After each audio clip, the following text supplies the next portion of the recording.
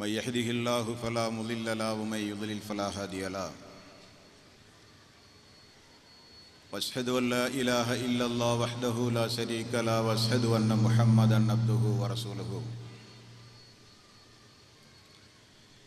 يا ايها الذين امنوا اتقوا الله حق تقاته ولا تموتن الا وانتم مسلمون يا أيها الناس اتقوا ربكم الذي خلقكم من نفس واحدة وخلق منها زوجها وبث منهما رجالا كثيرا ونساء واتقوا الله الذي تساءلون به والأرحام إن الله كان عليكم رقيبا يا أيها الذين آمنوا اتقوا الله وقولوا قولا سديدا يصلح لكم أعمالكم ويغفر لكم ذنوبكم ومن يطع الله ورسوله فقد فاز فوزا عظيما فإن خير الحديث كتاب الله وخير الهدي هدي محمد صلى الله عليه وسلم وشر الأمور محدثاتها وكل محدثة بدعة وكل بدعة ضلالة وكل ضلالة في النار. வார்த்தைகளில் சிறந்தது அல்லாஹ்வுடைய வார்த்தை என்றும் வழிகாட்டுதலில் சிறந்தது நபிகள் நாயகம் ஸல்லல்லாஹு அலைஹி வஸல்லம் அவர்களுடைய வழிகாட்டுதல் என்றும் காரியங்களில் மிக மிக கெட்டது மார்க்கங்களில் பித்அத்துகளை உண்டாக்குவது, ஒவ்வொரு பித்அத்தான காரியங்களும் வழிகேடுகள் அனைத்தும் உங்களை நரகில் கொண்டு போய் சேர்க்கும் என்று நபிகள் நாயகம் ஸல்லல்லாஹு அலைஹி வஸல்லம் அவர்கள் தங்களுடைய ஒவ்வொரு சொற்பொழிவின் துவக்கத்திலும் இந்த மனித சமுதாயத்திற்கு நினைவுறுத்தியதை சிறப்புமிகு நிகழ்ச்சியில் வந்தமர்ந்து கேட்டுக்கொண்டிருக்கின்ற உங்களது சிந்தனையிலும் ஆரம்பமாக அந்த நபிமொழியை நினைவுபடுத்தி என்னுடைய உரையினை துவங்குகிறேன். இணை வைத்தல், பித்அத்துகள், அனாச்சாரங்கள், மூட பழக்க வழக்கங்கள், சடங்கு சம்பிரதாயங்களை விட்டும் அமல்களை பாழாக்கி மறுமை நாளில் நரகத்திற்கு அழைத்துச் செல்லுகின்ற அனைத்து தீய எண்ணங்கள், நடவடிக்கைகளை விட்டும் நம் எல்லோரையும் அல்லாஹ் பாதுகாத்து அல்லாஹ்வினுடைய மார்க்கத்தில் சொல்லப்பட்ட சட்டதிட்டங்களுக்கேற்ப நம்முடைய வாழ்வை நாம் அமைத்து மரணிக்கும் பொழுது உண்மை முஸ்லீமாக மரணித்து மறுமை நாளில் வெற்றி பெறுகின்ற ஒரு கூட்டத்தில் அல்லாஹ் நம் எல்லோரையும் எழுப்பி சொர்க்கத்தில் நபிமார்களோடு அல்லாஹ் நம் அனைவர்களையும் ஒன்று சேர்ப்பானாக. அன்பிற்கும் பாசத்திற்கும் உரிய தாய்மார்களே, பெரியோர்களே, சகோதர சகோதரிகளே, அல்லாஹ்வினுடைய மாபெரும் கிருபையினால் ஜம்மியத் அஹ்லுல் குர்ஆன் வல் ஹதீஸ் அமைப்பினுடைய கோவை மாவட்டத்தின் சார்பாக மிக சிறப்பானதொரு மாநாடு காலத்தின் அவசியத்தை கருத்தில் கொண்டு இங்கே நடந்து கொண்டிருக்கின்றது. இந்த மாநாடு தீர்மானிக்கப்பட்ட நாளிலே இருந்து இந்த மாநாடு சிறப்புடன் நடைபெற வேண்டும் என்பதற்காக வேண்டி அல்லும் பகலும் அயராது உடலால் உழைத்து பொருளாதாரத்தை வாரி இறைத்து இந்த மாநாட்டை சிறப்புடன் நடத்தியிருக்கிறார்கள் கோவை மாவட்ட நிர்வாகமும் அதனை சார்ந்திருக்கிற கிளை நிர்வாகிகளும் உறுப்பினர்களும். அவர்களெல்லாம் பாராட்டுக்குரியவர்கள். இப்படிப்பட்ட ஒரு மாநாடு கோவையில் மட்டுமல்ல, தமிழகத்தினுடைய பல பகுதிகளிலும் கட்டாயம் நடத்தப்பட வேண்டும். ஏனென்றால் காசுக்காக, உலக ஆசாபாசங்களுக்காக, அற்பமான விஷயங்களுக்காக வேண்டியெல்லாம் ஈமானை இழந்து இஸ்லாத்தை உதறிவிட்டு செல்லுகிற காலம் இந்த காலம். ஒருபுறம் இஸ்லாம் அல்லாதவர்களுக்கு இஸ்லாமிய மார்க்கத்தை எடுத்துச் சொல்லிக் கொண்டிருந்தாலும் இஸ்லாத்தில் உள்ளவர்களுக்கு அவ்வப்பொழுது அவர்களுடைய ஈமானுக்கு தேவையான, தக்குவாவுக்கு தேவையான, மறுமை வாழ்வுக்கு தேவையான விஷயங்களை நாம் எடுத்துச் சொல்ல தவறும் பொழுது ஏற்படுகிற அவல நிலைகள் தான் இன்றைக்கு இந்திய திருநாட்டிலே நடந்து கொண்டிருக்கின்றது. இன்றைக்கு எங்கு பார்த்தாலும் பரபரப்பான ஒரு செய்தி மீடியாக்களிலே நீங்கள் பார்க்கலாம். தாய் மதத்திற்கு நீங்கள் ஒவ்வொருவரும் திரும்ப வேண்டும் என்றும் அப்படிப்பட்ட பிரச்சாரத்தை முன்வைத்து மாதத்திற்கு 60 லட்சம் ரூபாய் செலவு செய்ய போவதாகவும், வாகன பிரச்சாரங்களுக்கு மட்டும் 10 முதல் 15 லட்சம் ரூபாய் செலவு செய்வதாகவும் சமுதாயத்திலே இன்றைக்கு பிரச்சாரங்களை கட்டவிழ்த்துவிட்டு 200 முஸ்லிம்கள் இந்து மதத்தை தழுவியுள்ளார்கள். மாதாவினுடைய கால்களை கழுகி அக்னி குண்ட நெருப்புக்கு முன்னால் 200 முஸ்லிம்கள் இந்துவாக மாறியுள்ளார்கள் என்கிற செய்தி பத்திரிகைகளிலே நீங்கள் பார்த்திருப்பீர்கள். உண்மையிலேயே தாய் மதத்திற்கு திரும்புங்கள் என்று சொல்லுகிற முதல் தகுதி இஸ்லாமியர்களாகிய நமக்கு மட்டும்தான் உண்டு என்பதை நான் இங்கே சந்தோஷமாக சொல்கிறேன். காரணம்,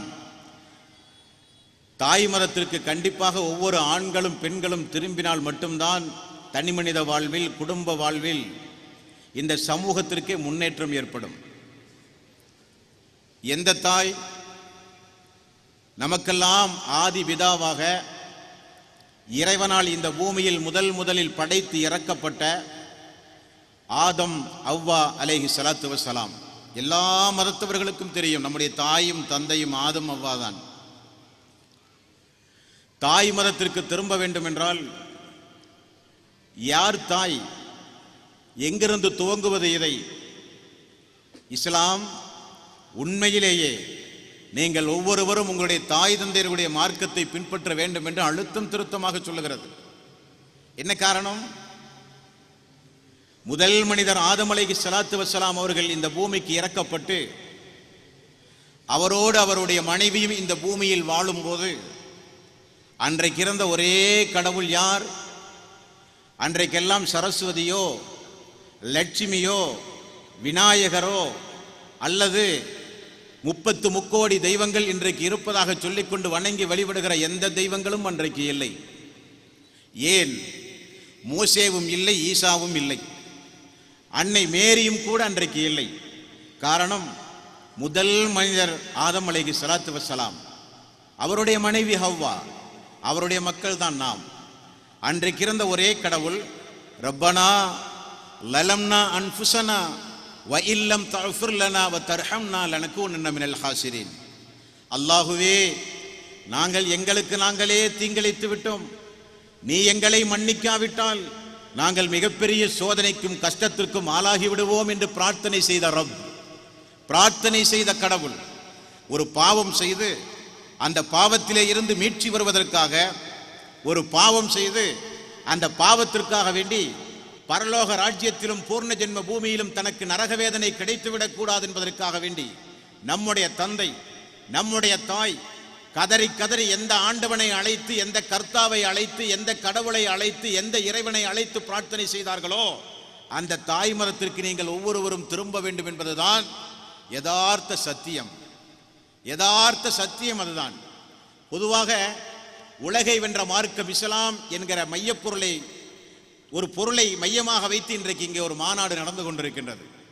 இதை நாங்களெல்லாம் முஸ்லிம்கள் என்பதற்காக வேண்டி மிகைப்படுத்தி சொல்லவில்லை. இன்றைக்கு உலகத்தினுடைய யதார்த்த சத்தியம் அதுதான். உலகத்தில் இருக்கிற மதங்களை காட்டிலும், மார்க்கங்களை காட்டிலும், இசங்கங்களை காட்டிலும் எங்களுடைய மதம்தான் சிறந்தது என்று சொல்லுகிற தகுதி, உரிமை யாருக்கும் கிடையாது என்பதை நான் சொல்வதில் உங்களுக்கு கொஞ்சம் வருத்தம் இருக்கலாம். ஆனால் ஒன்றை மட்டும் நீங்கள் யோசித்து பார்க்க வேண்டும். அவ்வப்பொழுது இந்த மனித சமுதாயத்தில் அமெரிக்காவிலே இருந்து பாகிஸ்தான் வரை அவ்வப்பொழுது இந்த மனித சமுதாயத்தில் ஏற்படுகிற வெடிகுடி சம்பவங்கள், பயங்கரவாத சம்பவங்கள், தீவிரவாத சம்பவங்கள், இவைகளையெல்லாம் திட்டமிட்டு கட்டவிழ்த்து விட்டு அதன் பெயரால் நாட்டினுடைய வளங்களை சுரண்டி பெண்களை கற்பழித்து நாட்டை அடிமையாக்கி கொண்டிருக்கிற ஒரு காரியம் தொடர்ந்து நடந்து கொண்டிருக்கின்றது. அண்மையிலே நீங்கள் பாகிஸ்தானிலே பார்த்திருக்கலாம், அரபி பாடசாலைகளில் குண்டுகள் வெடித்து கொத்து கொத்தாக குழந்தைகள் இறந்த காட்சியை பார்க்கலாம். ஆனால் உலகத்தில் யாரும் அதை முஸ்லிம்கள் செய்யவில்லை என்பதை மனப்பூர்வமாக விளங்கினார்கள். எந்த ஒரு மாற்றத்தையும் இந்த உலகத்தில் காண முடியவில்லை என்பதற்காக வேண்டி அவசரமாக பிரான்சில் இருக்கிற ஒரு பத்திரிகை செய்தியை தூண்டிவிட்டு அதில் அல்லாஹ்வுடைய ரசூலுடைய ஒரு கார்ட்டூன் படத்தை வெளியிட்டு அதன் மூலம் ஒரு கலகத்தை உண்டாக்க முயற்சி செய்தார்கள். ஓரளவுக்கு வெற்றி கண்டார்கள். ஆனால் இதனுடைய பின்னடைவு என்ன தெரியுமா? எப்பொழுதெல்லாம் அமெரிக்காவிலே இருக்கிற வர்த்தக மையம் தாக்கப்பட்டு அதை இஸ்லாமிய சமுதாயத்துடைய தலையிலே தூக்கி வீசி ஒவ்வொரு நாடுகளில் நடக்கக்கூடிய கலவரங்கள் அனைத்திற்கும் முஸ்லிம்கள் தான் காரணம் என்று சொல்லி அதன் மூலம் முஸ்லிம்களுடைய கோபத்தை தூண்டி அவர்களை வீதிகளிலே இறக்கி கலவரங்களை செய்ய வைத்து முஸ்லிம்கள் சகிப்புத்தன்மைக்கு அப்பாற்பட்டவர்கள் என்கிற ஒரு சித்திரத்தை இந்த உலகத்திற்கு காட்டுவதன் மூலம் இஸ்லாமிய மார்க்கத்தை ஒழிக்க வேண்டும், இஸ்லாமிய வளர்ச்சியை தடுக்க வேண்டும் என்பது யூதர்களுடைய சரித்திட்டம். ஆனால் மார்க்கம் முகமது நபி அவர்களுடையதோ, ஈசாவுடையதோ, மோசாவுடையதோ, இப்ராஹிமுடையதோ அல்லது நம்முடைய தந்தை ஆதம் அலைஹிஸ்ஸலாத்து வஸ்ஸலாம் அவர்களுடையதோ அல்ல. மார்க்கம் என்பது அல்லாஹ்வுடையது. அல்லாஹ் திருக்குர்ஆனிலே சொல்கிறான், அவர்களும் சூழ்ச்சி செய்தார்கள், நானும் சூழ்ச்சி செய்தேன். அவர்களும் சூழ்ச்சி செய்தார்கள், நாமும் சூழ்ச்சி செய்வோம் என்று அல்லாஹ் சொல்கிறான். என்றைக்கெல்லாம் இஸ்லாமிய மார்க்கத்தை பின்னுக்கு தள்ளி அதை வேறறுப்பதற்காக முஸ்லிம்களுக்கு ஒரு தலைகுனிவு ஏற்படுத்துவதற்காக வேண்டி என்றைக்கெல்லாம் திட்டம் தீட்டப்படுகிறதோ அப்பொழுதெல்லாம் இஸ்லாம் வளர்ந்து கொண்டுதான் இருக்கிறது என்பதுதான் யதார்த்த சத்தியம். ஏன் இவர்கள் இந்த காரியத்தில் ஈடுபடுகிறார்கள்? இவர்களுடைய பின்னணிகள் என்ன? ஏன் ஒரு இந்து சமுதாயத்தையோ அல்லது ஒரு சீக்கிய சமுதாயத்தையோ அல்லது இஸ்லாம் அல்லாத எத்தனையோ மதங்கள் இந்த உலகத்திலே இருந்தோம் ஏன் பயங்கரவாதிகளாக, தீவிரவாதிகளாக இஸ்லாத்தையும் இஸ்லாமியர்களையும் ஏன் முன்னுக்கு கொண்டு வருகிறார்கள் என்றால் உலகமே இன்றைக்கு அதிர்ந்து நிற்கிறது. அதுதான் உலகை வென்ற மார்க்கம் இஸ்லாம் என்கிற தலைப்பு இங்கே தரப்பட்டிருக்கிறது. அது என்ன உலகம் அதிர்ந்திருக்கிறது? இன்றைக்கு இந்த உலகத்தில் 160 கோடிக்கும் அதிகமான மக்கள் இருப்பதாக சொல்கிறார்கள். ஏன் இந்த குறிப்பை நான் தருகிறேன் என்றால், முஸ்லிம்களாகிய நாம் அல்லாஹ்வுடைய மார்க்கமாகிய இந்த இஸ்லாம் எப்படி வளர்ந்தது, எப்படி இந்த உலகத்தையே ஆட்சி செய்தது, எப்படி இந்த உலகத்தை வென்று இன்று வரை ஒரு வீர நடை போட்டுக் கொண்டிருக்கின்றது, இஸ்லாமிய மார்க்கத்திற்கு எப்படிப்பட்ட தலைகுனிவை ஏற்படுத்த வேண்டும் என்று எப்படிப்பட்ட அதிகார வர்க்கமும் பொருளாதார வர்க்கமும் ஆள்பலமுடையவர்களும் ஒட்டுமொத்த மீடியாக்களை கையில் வைத்துக் கொண்டு இஸ்லாத்திற்கும் அல்லாஹ்வுடைய ரசூலுக்கும் திருக்குர்ஆனுக்கும் முஸ்லிம்களுக்கும் எதிராக என்ன பிரச்சாரம் செய்தோம்? ஏன் இஸ்லாம் தூக்கி நிற்கப்படுகிறது என்றால், ஏன் இப்படி அதிவேகமாக இவர்கள் பிரச்சாரம் செய்கிறார்கள் என்றால் அதற்கு ஒரு அடிப்படை காரணம் உண்டு, இஸ்லாத்தினுடைய வளர்ச்சி. இன்றைக்கு திரும்பி பார்க்கிறார்கள் ஒவ்வொருவரும். எங்கெல்லாம் இஸ்லாம் அழித்தொழிக்கப்பட்டதோ, பாரிஸ், லண்டன், அமெரிக்கா, சிலுவை யுத்தம் நடத்தப்பட்ட இடங்களில் எல்லாம், கொத்து கொத்தாக முஸ்லிம்கள் எல்லாம் அழிக்கப்பட்ட இடங்களில் எல்லாம் இன்றைக்கு அதிவேகமாக இஸ்லாம் பரவி வருவதை மீடியாக்கள் பகிரங்கப்படுத்த ஆரம்பித்து விட்டது. ஏன்? வாடிகனில் இருக்கிற போப்பாண்டவர் ஆண்டு மலர் வெளியிடுகிறார் 2008ஆம் ஆண்டு. அந்த ஆண்டு மலரில் அவர் தெள்ளத் தெளிவாக சொல்லுகிற ஒரே செய்தியை பாருங்கள். இஸ்லாம் இந்த உலகத்தில், முஸ்லிம்கள் இந்த உலகத்தில் 160 கோடிக்கும் அதிகமாக வாழ்ந்து கொண்டிருக்கிற இந்த மனித சமூகத்தில் முஸ்லிம்கள் எத்தனை சதவீதம் தெரியுமா? 130 கோடி. 160 கோடிக்கும் அதிகமாக வாழ்ந்து கொண்டிருக்கிற இந்த உலகத்தில் இனி இஸ்லாமியர்களாக மாறுவதற்கு இருப்பது 30 கோடி மக்கள் மட்டும்தான். அது நாளுக்கு நாள் வேகமாக பரவி வருகிறது. 130 கோடி முதல் தரத்தில் இன்றைக்கு இஸ்லாம் இருக்கின்றது. இரண்டாவதாக அதே வாடிகளில் வெளிவருகிற அந்த போப்பாண்டவர் சொல்கிறார், கிறிஸ்தவ மார்க்கத்துடைய கத்தோலிக்கர்கள் 113 கோடி இருக்கிறார்கள், முஸ்லிம்கள் 130 கோடி இருக்கிறார்கள். அப்படியானால் உலக மக்கள் தொகையில் 19.2 விழுக்காடு மக்கள் இன்றைக்கு முஸ்லிம்களாக இருக்கிறார்கள் என்கிற செய்தியை யார் சொல்கிறார்? இந்துக்களா அல்லது சவுதி அரேபியாவினுடைய மன்னரா அல்லது முஸ்லிம் நாடுகளா? முஸ்லிம் பத்திரிகையில் வந்த செய்தியா என்றால் இல்லை. வாடிகன் என்பது கிறிஸ்தவ சமுதாயத்துடைய தலைமை பீடம். அங்கு வருகிற ஒரு ஆண்டு மலரில் போப்பாண்டவர் பகிரங்கமாக சொல்கிறார், இஸ்லாம் 130 கோடி மக்களை இன்றைக்கு வென்றெடுத்திருக்கின்றது. மிக விரைவில் உலகத்தையே இஸ்லாம் வெல்லப் போகிறது என்பதை எல்லோரும் இன்றைக்கு மறைமுகமாக புரிந்து வைத்திருக்கிறார்கள். அந்த வளர்ச்சியை எப்படியாவது தடுக்க வேண்டும் என்பதற்காக வேண்டி இவர்களெல்லாம் கொள்கையை கொண்டு வந்து மக்கள் மத்தியிலே சொல்லி ஆள் பிடிப்பதற்கு பகரமாக ஒரு முஸ்லிமை இந்துவாக மாற்றினால் 5 லட்சம் என்று வெட்கமில்லாமல் இன்றைக்கு பேசுகிறார்கள். ஒரு கிறிஸ்துவை இந்துவாக மாற்றினால் 2 லட்சம் ரூபாய். நான் கேட்கிறேன், இந்து சகோதரர்கள் இங்கே அதிகமாக வந்திருப்பதாக நான் அறிகிறேன். கொஞ்சம் நீங்கள் நெஞ்சிலே கை வைத்து பார்க்க வேண்டும். நம்முடைய மதத்திற்கு ஒரு மனிதனை கொண்டு வர 5 லட்சம் ரூபாய் கொடுத்துத்தான் கொண்டு வர வேண்டுமா? இது இந்து சமுதாயத்திற்கு ஏற்படுகிற ஒரு தலைகுனிவான ஒரு அறிவிப்பாக நீங்கள் கருத வேண்டாமா? எங்களுடைய மார்க்கம் இஸ்லாம் 5 பைசா கூட தர நாங்கள் தயாரில்லை. காரணம், லா இக்ரா ஃபித்தீன், எங்களுடைய மார்க்கத்தில் எந்த கட்டாயமும் கிடையாது. எங்களுடைய மார்க்கத்திற்கு நீங்கள் வந்தே ஆக வேண்டும் என்கிற எந்த கட்டாயம் இந்த இஸ்லாத்திலே கிடையாது. காரணம், அல்லாஹ் சொல்கிறான், தன் நேரான வழியையும் தவறான வழியையும் நன்மையையும் தீமையையும் இந்த மனித சமுதாயத்திற்கு நான் விளக்கிவிட்டேன். விரும்பியவர்கள் இந்த மார்க்கத்தை ஏற்றுக்கொள்ளலாம், விரும்பியவர்கள் இந்த மார்க்கத்தை நிராகரிக்கலாம். ஆனால் ஒன்று, நிராகரித்தால் மறுமையில் நிரந்தர நரகம். இதுதான் எங்களுடைய பிரச்சாரம்.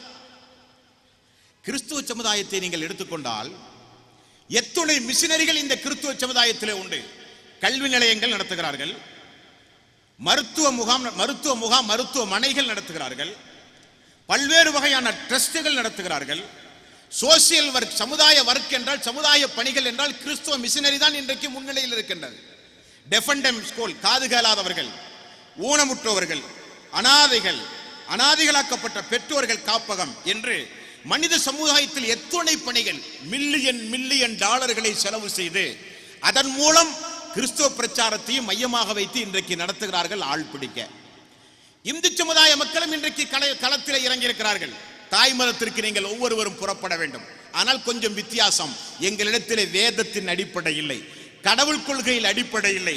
காசு வேண்டுமானால் தருகிறோம், வாருங்கள் என்று சொல்கிறார்கள். என்ன ஒரு அநியாயம் இது! சாதாரணமாக நீங்கள் இந்து சமுதாய மக்கள் இங்கே வந்திருந்தால் ஒன்றை யோசித்து பார்க்க வேண்டும். மோசே என்கிற யூத மதத்தை பின்பற்றுகிற மக்கள் இன்றைக்கு இஸ்ரேலிலே உண்டு. யூதர்களை பற்றி உங்களுக்கு தெரியும். அவர்களிடத்திலே போய் உங்களுடைய அடிப்படை வேதம் என்ன என்று கேளுங்கள். எங்களுடைய அடிப்படை வேதம் தோரா, அதாவது ஓல்டு டெஸ்டிமெண்ட், பழைய ஏற்பாடு என்று சொல்லுவார்கள். இந்த பழைய ஏற்பாடு எப்படி வந்தது என்று கேளுங்கள். மூசா என்கிற ஒரு இறை தூதர் உண்டு, அவருக்குத்தான் இந்த வேதம் அருளப்பட்டதாக ஒரு தூதரை சொல்லுவார்கள். கிறிஸ்தவர்கள் இந்த உலகத்திலே உண்டு. அவர்களிடத்திலே போய் உங்களுடைய வேதம் எது என்று கேளுங்கள். நியூ டெஸ்டிமெண்ட், புதிய ஏற்பாடு எங்களுடைய வேதம் என்பார்கள்.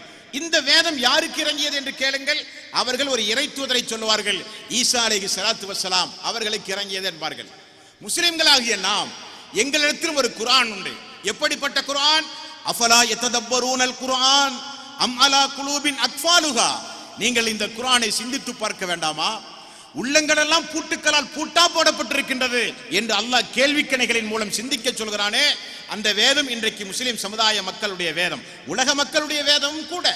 ஆனால் எங்களிடத்திலே வந்து இந்த வேதம் உங்களுக்கு யாரின் மூலம் வந்தது என்று கேட்டால் நாங்கள் சொல்லுவோம், இந்த வேதம் எங்களுக்கு அல்லாஹ்வுடைய ரசூல் நபிகள் நாயகம் ஸல்லல்லாஹு அலைஹி வஸல்லம் அவர்கள் என்கிற தூதரின் மூலம் வந்தது என்று நாம் சொல்லுவோம். இதே வார்த்தையை திரும்ப தாய் மதத்திற்கு திரும்ப வேண்டும், அதை பிரச்சாரம் செய்ய வேண்டும். அதுதான் காலத்தின் கட்டாயம் என்று பிரச்சாரம் செய்கிற இந்து மக்களிடத்திலே போய் உங்களுடைய வேதம் எது என்று கேட்டால் எங்களுடைய வேதம் பழைய ஏற்பாடு என்று மூசா அலைஹிஸ்ஸலாத்து வஸ்ஸலாம் அவர்களை பின்பற்றுகிற யூதர்கள் சொல்வதைப் போல, ஈசாவை பின்பற்றுகிற கிறிஸ்தவ சமுதாயம் சொல்லுகிற பழைய ஏற்பாடு என்று சொல்வதைப் போல, முஸ்லிம் சமுதாயத்தை சார்ந்த நாங்களும் குர்ஆன் தான் இறைவனுடைய வேதம், தூதருக்கு இறக்கப்பட்டது என்று சொல்வதைப் போல, இந்து சமுதாயத்தை சார்ந்த நாம் சகோதரர்களாகிய சகோதரிகளாகிய உங்களிடத்திலே தாழ்மையோடு நான் கேட்கிறேன், நெஞ்சிலே கை வைத்து நீங்கள் சொல்ல வேண்டும், உங்களுடைய வேதம் எது? அந்த வேதம் யாருக்கு அருளப்பட்டது? இந்த கேள்விக்குரிய பதில் உண்டுமா? உங்களுடைய வேதம் எது? அடுக்கடுக்காக கேட்டார்கள் எனக்கு முன்னால் பேசியவர்கள் எல்லாம். ரிக்கு வேதமா, அதர்வண வேதமா, யபூர் வேதமா, பகவத்கீதையா, ராமாயணமா, சுலோகங்களா, எது உங்களுடைய வேதம்? எந்த அடிப்படையை மையமாக வைத்து இன்றைக்கு சமுதாயத்தில் நாங்களும் பிரச்சாரம் செய்ய போகிறோம் என்று களம் இறங்கியிருக்கிறீர்கள்? அது ஒரு வேடிக்கை என்ன தெரியுமா? யூதர்களை பொறுத்தவரையில் எங்குமே நீங்கள் பார்க்க முடியாது. யூதர்கள் மாநாடு போட்டு தங்களுடைய மத பிரச்சாரம் செய்வதை உலகத்திலே நீங்கள் எங்குமே பார்க்க முடியாது. காரணம் என்ன? காரணம், யூதர்கள் என்பவர்கள் பிறப்பின் அடிப்படையில் அந்த மதத்தை பின்பற்ற முடியுமே தவிர மதம் மாறி ஒரு மனிதன் யூத இனத்திலே சேர்த்த மாட்டார்கள். யூதர்கள் பிரச்சாரம் செய்ய மாட்டார்கள். யூதர்கள் சரித்திட்டம் தீட்டி உலகத்தை தன்னுடைய ஆட்சியின் கீழ் கொண்டு வருவதற்காக வேண்டி அங்குமிங்குமாக மதக்கலவரங்களை தூண்டிவிட்டு உலகத்தை ஆட்சி செய்ய நினைப்பார்களே தவிர மத பிரச்சாரம் செய்ய மாட்டார்கள். காரணம், யாரும் யூத இனத்திலே போய் சேரவெல்லாம் முடியாது. அது பிறப்பின் அடிப்படையில் உருவாகிற மதம். இந்து மதமும் அப்படித்தான். இந்து மதத்தில் சார்ந்தவர்கள் யாரும் பிரச்சாரம் செய்ய மாட்டார்கள். என்ன காரணம்? அந்த இந்து மதம் என்பது அவைகளெல்லாம் பிரச்சாரத்தின் மூலம் இந்துவாக ஒரு மனிதன் பிறக்க முடியுமே தவிர இந்துவாக ஒரு மனிதன் மாறவெல்லாம் முடியாது. இந்துவாக இந்து தாய் தந்தையர்களுக்கு பிறக்க முடியுமே தவிர ஒரு மனிதன் இந்துவாக மாற முடியாது. காரணம், இன்றைக்கு ஒரு சவாலாக நாம் சொல்கிறோம், இந்து சமுதாய மக்களுக்கு ஒரு சவாலாக நாம் சொல்கிறோம். 5 லட்சம் அல்ல, 10 லட்சம் அல்ல, 20 லட்சம் அல்ல, 1 கோடி ரூபாய் நாம் தருகிறோம். நாங்கள் சொல்லுகிற மக்களுக்கு நீங்கள் மதமாற்ற நிகழ்ச்சியை ஏற்படுத்தி பிராமண சமுதாயத்தில் அவர்களுக்கு அங்கம் கொடுக்க நீங்கள் தயாரா? பிராமண சமுதாயம் என்றால் என்ன? அவர்கள் தான் உயர் ஜாதியை சார்ந்தவர்கள். இந்து சமுதாயத்தை பொறுத்தவரையில் அங்கு நீங்கள் பார்த்தால் பல்வேறு வகையான மதங்கள் அங்கே இருப்பதை நீங்கள் பார்க்கலாம். பிராமணர்கள், சத்திரியர்கள், வைசியர்கள், சூத்திரர்கள், 4 பிரிவுகள் உண்டு. எந்த பிரிவில் யாரை பிடித்து நீங்கள் சேர்த்த முடியும்? யாரும் உங்களை சேர்த்த மாட்டார்கள். காரணம், அவைகளெல்லாம் இந்து என்பதெல்லாம் பிறப்பின் அடிப்படையில் கிடைக்கிற பட்டமே தவிர மதமாற்ற நிகழ்ச்சியின் மூலம் இந்த அந்தஸ்துகள் எல்லாம் உங்களுக்கு கிடைக்கவே கிடையாது. காரணம், தாழ்த்தப்பட்ட ஒரு மனிதன் நாட்டிலே இருக்கிற ஜனாதிபதி அந்தஸ்துக்கெல்லாம் வந்த நாடு இந்த நாடு. அப்பொழுதெல்லாம் சாதாரண ஒரு சிலை திறப்பு விழா நிகழ்ச்சிக்கு நாட்டினுடைய முக்கிய பொறுப்பில் இருக்கிற தாழ்த்தப்பட்ட அதிகாரிகள், நாட்டை ஆளுகின்ற முக்கிய பொறுப்பில் இருக்கிற தாழ்த்தப்பட்ட அதிகாரிகள் எல்லாம் ஒரு சிலையை போய் திறந்து வைத்தார்கள் என்பதற்காக வேண்டி இந்த இந்து சமுதாய மக்கள் எல்லாம் என்ன செய்தார்கள் தெரியுமா? மறாவது நாள் போய் அது தீட்டுப்பட்டு விட்டது என்று சொல்லி அதை மறுபடி பூஜை செய்து பாலை ஊற்றி நெய்யை ஊற்றி அதை புதுப்பித்த வரலாறு இந்திய வரலாறு. பிறப்பின் அடிப்படையில் வித்தியாசப்படுத்தி வைத்திருக்கிறார்கள். ஆக இந்து மதம் என்பது, தாய் மதம் என்பதெல்லாம் வெறுமனே இவர்கள் சொல்லுகிற ஒரு கூப்பாடு. எதற்காக? உலகத்தை எப்படி இஸ்லாம் மிக விரைவில் வெல்லப் போகின்றதோ அதே போல இந்திய திருநாட்டை இஸ்லாம் ஆட்சி செய்கிற காலம் மிக நெருக்கமாகத்தான் இருக்கிறது. 2-3 நாட்களுக்கு முன்னால் இருக்கிற தினத்தந்தி பத்திரிகையை நீங்கள் பார்த்தால் கூட ஒவ்வொரு மாநிலங்களில் இஸ்லாம் எந்த அளவுக்கு வேகமாக வளர்ந்து வருகிறது என்கிற புள்ளி விவர குறிப்பை தந்திருக்கிறார்கள். இவைகளெல்லாம் மிகப்பெரிய அதிர்வு அலையை பல்வேறு வகையான நாட்டினர்களுக்கும் கல்லஞ்சம் படைத்தவர்களுக்கெல்லாம் உள்ளத்தில் பல்வேறு வகையான அதிர்வு அலைகள் இன்றைக்கு ஏற்படுத்தி இருக்கிறது. என்ன காரணம்? என்ன காரணம்? அல்லாஹ்வுடைய ரசூலை நாளுக்கு நாள் விமர்சனம் செய்தாலும், திருக்குரானுக்கு 1000 களங்கங்களை கற்பிக்க நீங்கள் முயற்சி செய்தாலும், அல்லாஹ்வுடைய ரசூல் நபிகள் நாயகம் ஸல்லல்லாஹு அலைஹி வஸல்லம் அவர்களை கேலிச்சித்திரமாக வருடத்திற்கு ஒரு முறை, 6 மாதத்திற்கு ஒரு முறை, 3 மாதத்திற்கு ஒரு முறை என்று இணையதளங்களிலும் வாட்ஸ்அப்புகளிலும் அறிவியல் சாதனங்கள் அனைத்தையும் பயன்படுத்தி அல்லாஹ்வுடைய ரசூலுக்கு மேல் களங்கம் கற்பிக்க முயற்சி செய்கிறார்கள். முஸ்லிம்களாகிய நாம் மிக ஜாக்கிரதையோடு, வீரத்தோடு, விவேகமும் கலந்து இப்படிப்பட்ட பிரச்சனைகளை எதிர்கொள்ள வேண்டும். காரணம், ஆவேசம், ஆத்திரம் இஸ்லாமிய சமுதாயத்திற்கு முக்கியம் அல்ல. நிறைய சம்பவங்கள் உண்டு. அல்லாஹ்வுடைய ரசூல் 13 வருட காலம் இந்த உலகத்தில் மக்காவிலே வாழ்ந்தார்கள். 10 வருட காலம் அல்லாஹ்வுடைய ரசூல் மதீனாவிலே வாழ்ந்தார்கள். 23 வருட காலம் அல்லாஹ்வுடைய ரசூல் வாழ்ந்ததில் ரசூலுல்லாஹி ஸல்லல்லாஹு அலைஹி வஸல்லம் அவர்களை கொல்வதற்கு புறப்பட்டவர்கள் உண்டு, கடுமையாக விமர்சனம் செய்தவர்கள் உண்டு, குடும்பத்தோடு காலி செய்ய நினைத்தவர்கள் உண்டு, பொருளாதாரத்தை சூறையாட நினைத்தவர்கள் உண்டு, திருக்குரானுக்கு களங்கம் கற்பிக்க நினைத்தவர்கள் உண்டு. எப்படியாவது முகமது நபி அவர்களையும் அவர்களை சார்ந்தவர்களையும் வேரோடு வேரடி மண்ணோடு வெட்டி சாய்க்க வேண்டும் என்கிற முயற்சியை இன்றைக்கு நேற்றல்ல, 1400 ஆண்டுகளுக்கு முன்னாலே மிக கடுமையாக கோத்திரமாக முயற்சி செய்த வரலாறு இஸ்லாமிய வரலாறு. என்ன நிகழ்ந்தது? என்ன மாற்றங்கள் ஏற்பட்டது? அம்ர் பின் ஆஸ் என்கிற ஒரு நபித்தோழர் இரவு முழுக்க விஷம் தடவிய கத்தியோடு, பளபளக்கும் பட்டா கத்தியை கையிலே வைத்துக் கொண்டு முகம்மதை கண்டால் கொல்ல வேண்டும் என்று இரவு முழுக்க திரிந்தவர் அம்ர் பின் ஆஸ் ரலியல்லாஹு அன்ஹு. முஸ்லிம் என்கிற நபிமொழி தொகுப்பில் 96வது நபிமொழியாக நீங்கள் பார்க்கலாம். அம்ர் பின் ஆஸ் ரலியல்லாஹு அன்ஹு அவர்கள் மிகப்பெரிய துவாசத்தோடு, மிகப்பெரிய ஒரு ஆத்திரத்தோடு வெகுண்டெழுந்தார். முகம்மதை கொல்வதுதான் என்னுடைய லட்சியம். முகம்மதுடைய முகத்தை காட்டிலும் வெறுப்புக்குரிய முகம் எனக்கு வேறொன்றும் அல்ல என்று மக்கத்து பெருவீதியில் பகிரங்கமாக பேசியவர். இஸ்லாம் அது போன்றது ஒரு மார்க்கம், எனக்கு பிடிக்காத மார்க்கம் வேறொன்றுமல்ல என்று பேசியவர். ஆனால் நிலைமை என்னானது? அல்லாஹ்வுடைய ரசூல் மதீனாவிலே இருக்கிறார். மக்காவில் அல்லாஹ்வுடைய ஒரு ஏற்பாட்டை பாருங்களேன். ஏன் நான் இதை சொல்கிறேன் என்றால், இந்த மார்க்கத்தை யாராலும் ஒன்றுமே செய்ய முடியாதுங்க. இந்த மார்க்கத்தை யாராலும் ஒன்றும் செய்ய முடியாது. காரணம், இந்த மார்க்கத்தை வளர்க்கிற பொறுப்பை படைத்தவன் ஏற்றிருக்கிறான். இந்த மார்க்கத்துடைய வேதம் உண்டு, திருக்குரான். வேதத்தை எரித்து சாம்பலாக்கினால் வேதம் இல்லாமல் போகுமா? ஒரு 10 வயது பாலகனை வைத்து திருக்குரானை நம்மால் உண்டாக்க முடியும். பள்ளியிலே தொலை வைக்கிற மதகுருவை வைத்து நம்மால் திருக்குரானை உண்டாக்க முடியும். குரானை அழிக்க முடியாது. காரணம், குர்ஆனை அல்லாஹ் தஆலா மனித உள்ளங்களில் வைத்து பாதுகாக்கிற ஒரே வேதம் திருக்குர்ஆன் தான். ஓல்டு டெஸ்டிமெண்ட், நியூ டெஸ்டிமெண்ட், பழைய ஏற்பாடு புதிய ஏற்பாடு ரெண்டு வேதத்தையும் கொண்டு வந்து உலகத்திலே தீயிட்டு சாம்பலாக்கி கொளுத்தினால் எந்த போப்பாண்டவருடைய தந்தையே கபரிலிருந்து எழுந்து வந்தாலும் பைபிளை அவர்களால் உண்டாக்க முடியாது. நாம் ஒரு 5 வயது பாலகன் சவுதியில இருக்கிற ஒரு 5 வயது பாலகனை வைத்து நம்மால் திருக்குர்ஆனை கொண்டு வர முடியும். அந்த வேதத்திற்கு பொறுப்பேற்றிருக்கிறவன் அல்லாஹ் ரப்பல் ஆலமீன், அந்த மார்க்கத்திற்கு பொறுப்பேற்றிருக்கிறவன் அல்லாஹ் ரப்பல் ஆலமீன். ஆகவேதான் தூதருக்கு அழகுபட ஒரு வார்த்தையை சொல்கிறான், நபியே, இப்படிப்பட்ட சோதனைகளும் துன்பங்களும் விமர்சனங்களும் கஷ்டங்களும் மன உளைச்சல்களும் உங்களுக்கு மட்டும் வந்ததல்ல, உங்களுக்கு முன்னால் இருக்கிற எல்லா இறை தூதர்களுக்கும் வந்ததுண்டு.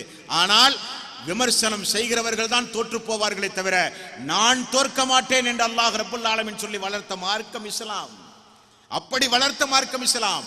அம்ர் பின் ஆஸ் இரவு பகலாக அலைந்து திரிந்தார் மக்காவில். அல்லாஹ்வுடைய ரசூல் மக்காவிலே வாழ்ந்தும் கூட அலைந்து திரிந்தாரே தவிர அப்படிப்பட்ட ஒரு சூழ்நிலை அவருக்கு கிடைக்கவில்லை. ரசூலுல்லாஹி ஸல்லல்லாஹு அலைஹி வஸல்லம் மதீனா சென்ற பிறகு அபிசீனியாவிலே இருக்கிற நஜ்ஜாஷி மன்னர் இவருடைய நண்பர் அழைக்கிறார், பேசுகிறார். உன்னுடைய உள்ளத்திலே இருக்கிற குரோதத்தை அகற்றி வைத்து முகம்மது யார், அவருடைய போதனைகள் என்ன, அவர் மக்கள் மத்தியிலே சொல்கிற மார்க்கம் என்ன என்று கொஞ்சம் சிந்திக்க கூடாதா என்று சொல்லி சிந்தனையை மெதுவாக தட்டி எழுப்பினார் நஜ்ஜாஷி மன்னர் அபூ சுஃபியான். நஜ்ஜாஷி மன்னர் உடனே சொல்வதை செவிதாழ்த்தி கேட்டு யாரிடத்திலும் ஒன்றும் பேசாமல் மதீனா செல்கிறார். மஸ்ஜித் நபவியில் அல்லாஹ்வுடைய ரசூல் அமர்ந்து கொண்டிருக்கிறார். சுற்றுச்சூழல் தோழர்கள் இருக்கிறார்கள். சடனடியாக ஒட்டகத்திலே இருந்து கீழே இறங்கி பள்ளிக்குள் வேகமாக செல்கிறார். யார் இவர்? இரவு பகலாக அல்லாஹ்வுடைய ரசூலை கொல்வதற்கு பாடுபட்டவர்.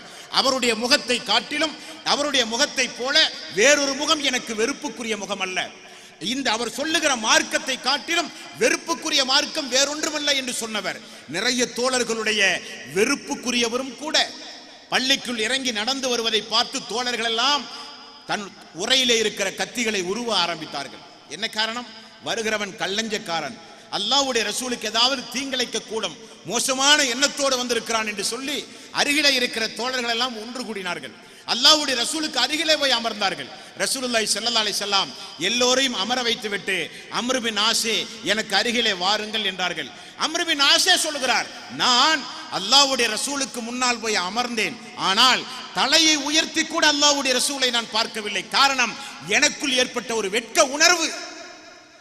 இப்படிப்பட்ட ஒரு இறை தூதரை, இப்படிப்பட்ட ஒரு மார்க்கத்தை, இப்படிப்பட்ட ஒரு சமுதாயத்தை அழிப்பதற்கு துடித்த ஒரு கேடுகட்ட பழக்கத்தை என்னுள் வைத்துக் கொண்டு இந்த சமுதாயத்தில் மிருகத்தை காட்டிலும் மோசமாக நடந்தேனே என்று சொல்லி வெட்கி தலை குனிந்து அல்லாஹ்வுடைய ரசூலுக்கு முன்னால் அமர்ந்தார்கள். தலையை கீழே தொங்க விட்டு அல்லாஹ்வுடைய ரசூல் கேட்டார்கள், அம்ர் பின் ஆஸே என்ன காரணம்? அல்லாஹ்வுடைய ரசூலிடத்தில் அம்ர் பின் ஆஸ் தலையை தொங்க விட்டு சொன்னார்கள், யா ரசூல் அல்லாஹ், நான் இந்த மார்க்கத்தை ஏற்க தயார். ஒரே வரியில் இந்த மார்க்கத்தை நான் ஏற்க தயார். ரசூலுல்லாஹி ஸல்லல்லாஹு அலைஹி வஸல்லம் அம்ர் பின் ஆஸுடைய கையை நீட்டுங்கள். அல்லாஹ்வுடைய ரசூல் கையை நீட்டுகிறார். அம்ர் பின் ஆஸ் நீட்டிய கையை மடக்குகிறார். அம்ர் பின் ஆஸே என்ன காரணம் என்று கேட்கிறார். அம்ர் பின் ஆஸ் அவர்கள் சொன்னார்கள், யா ரசூலல்லாஹ், நான் யார் என்று உங்களுக்கு தெரியும். என்னுடைய பாவங்கள் எல்லாம் மன்னிக்க வேண்டும். நான் மறுமை நாளிலே சொர்க்கம் செல்ல வேண்டும். என்னுடைய பாவங்கள் மன்னிக்கப்படுவதாக நீங்கள் எனக்கு வாக்கு கொடுத்தால் மட்டும் இந்த மார்க்கத்தை ஏற்றுக்கொள்கிறேன் என்று சொன்னார்.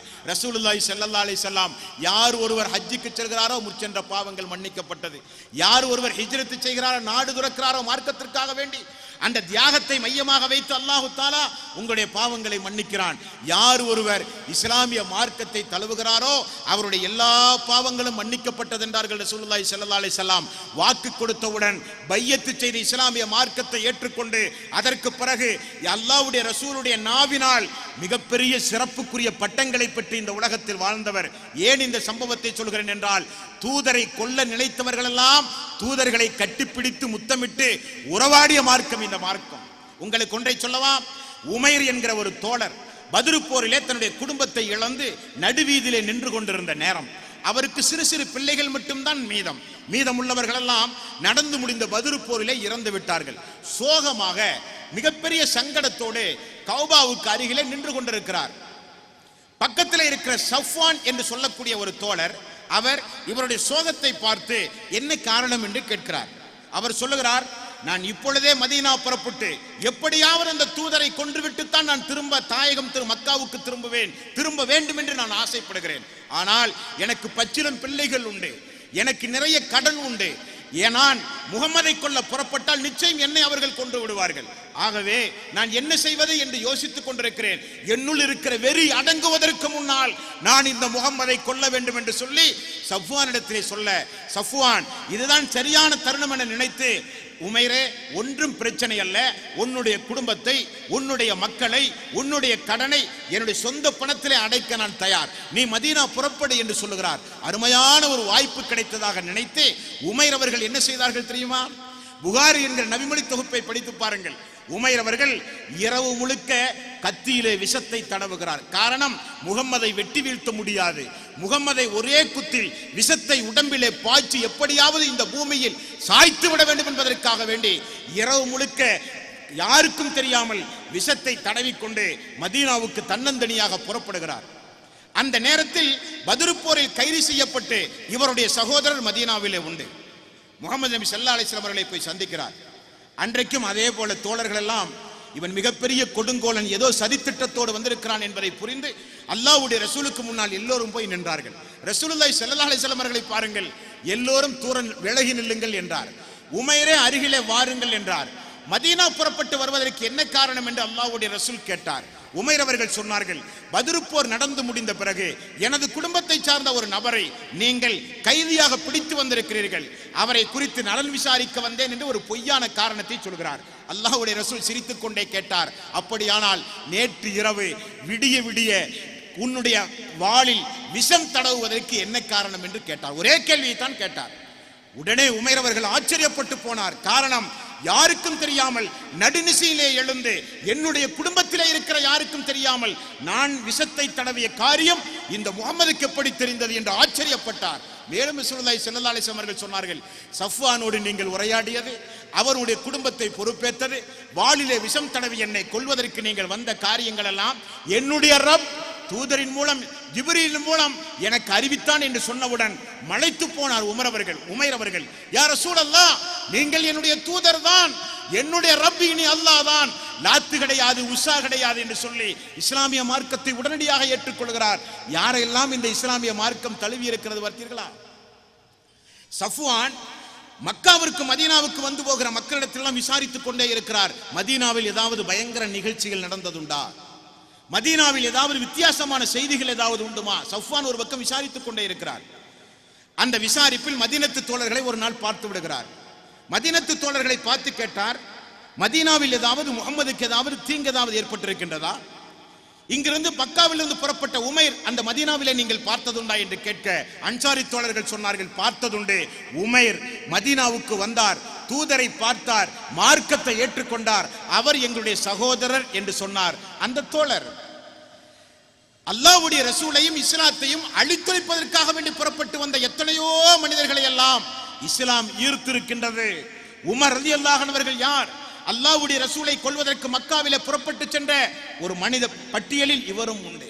இப்படி இஸ்லாமிய மார்க்கத்தை பொறுக்க அழித்தொழிக்க நினைப்பதெல்லாம் ஒரு காலம் நடக்காது. இது மனிதர்களால் தோற்றுவித்த மார்க்கம் அல்ல, மனிதர்களை படைத்த இறைவனால் தோற்றுவிக்கப்பட்ட மார்க்கம் இஸ்லாம். இஸ்லாம் வாளால் பரப்பப்பட்ட மார்க்கம் அல்ல. இஸ்லாம் வாள்களுக்கு தன்னை இரையாக்கி வளர்க்கப்பட்ட மார்க்கம் இஸ்லாம். இன்றைக்கு அதிகாரம் தன்னுடைய கையில் இருப்பதாக நினைத்துக் கொண்டு, மெஜாரிட்டியின் அடிப்படையில் ஓட்டு வங்கியை கைப்பற்றி விட்டோம் என நினைத்துக் கொண்டு ஒவ்வொரு மாநிலங்களிலும் இன்றைக்கு அதிகார வர்க்கத்தின் அடிப்படையில் மதமாற்ற நிகழ்ச்சிகள் இன்றைக்கு நிகழ்ந்து கொண்டிருக்கின்றது. எங்களுக்கு எந்த வருத்தமும் அதில் கிடையாது. காரணம், இது போன்ற மாநாடு நடத்துவதற்கு நீங்கள் தான் காரணம். தமிழகம் முழுக்க, உலகம் முழுக்க அனைத்து மொழிகளிலும் இன்றைக்கு முஸ்லிம்கள் வீதிகளிலே இறங்க இன்றைக்கு தயாராகிவிட்டார்கள். எல்லா கிறிஸ்தவர்களும் இன்றைக்கு வீதிகளிலே இறங்க தயாராகிவிட்டார்கள். என்ன காரணம்? எந்த அடிப்படையும் இல்லாமல் 30 தெய்வங்களை கையிலே வைத்துக் கொண்டு பார்ப்பதெல்லாம் கடவுள், எல்லாம் கடவுள், மரம் செடி மனித மிருகங்கள் கால்நடைகள் அனைத்தும் கடவுள் என்று சொல்லுகிற ஒரு மதம் வீதியில் இறங்கி இன்றைக்கு பிரச்சாரம் செய்யும் போது, அசத்தியத்தை கையில் வைத்துக் கொண்டிருக்கிற மக்கள் வீதியில் இறங்கி இன்றைக்கு பிரச்சாரம் செய்யும் போது, சத்தியத்தை கையில் வைத்துக் கொண்டிருக்கிற நாம் உறங்கலாமா? உறங்குவது நியாயமா என்பதை மக்கள் மத்தியிலே நியாயம் கேட்க புறப்பட்ட கூட்டம் இந்த கூட்டம். இனி நாம் உறங்குவதெல்லாம் கொஞ்சம் நிப்பாட்டி விட்டு அள்ளும் பகலும் இந்த மார்க்கத்திற்காக வேண்டி சத்தியமாக நீங்களும் நானும் உழைக்க வேண்டும். இல்லாவிட்டால் 200 முஸ்லிம்கள் மதம் மாறியதல்ல, 2 லட்சம் முஸ்லிம்கள் தேவைப்பட்டாலும் மதம் மாறுவார்கள். அதிலும் குறிப்பாக ஒரு விஷயத்தை நீங்கள் முக்கியமாக கவனத்திலே கொள்ள வேண்டும்.